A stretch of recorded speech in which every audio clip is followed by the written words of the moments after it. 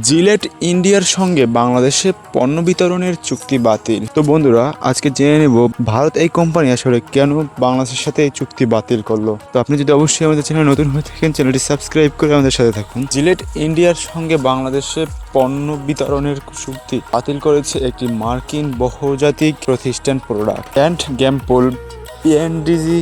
ভারতীয় এই কোম্পানি নিজেই এ তথ্য নিশ্চিত করেছে, তবে ঠিক কী কারণে এই বিতরণ চুক্তি বাতিল হয়েছে তা জানা যায়নি। আগামী 31 সেপ্টেম্বর চুক্তি বাতিলের বিষয়টি কার্যকর হবে। বিতরণ চুক্তি আওতায় বাংলাদেশে জিলেট ইন্ডিয়ার বিভিন্ন ধরনের পণ্য যেমন razor, shaving foam, cream, shaving gel, plate, অন্যান্য পণ্য বিতরণ করত। পিএনডিজি এদিকে হঠাৎ এই চুক্তি বাতিল হওয়ায় কোম্পানির মোট বিক্রয়ের উপর আনুপাতিক হারে প্রভাব পড়বে না বলে জানিয়েছে জিলেট ইন্ডিয়া।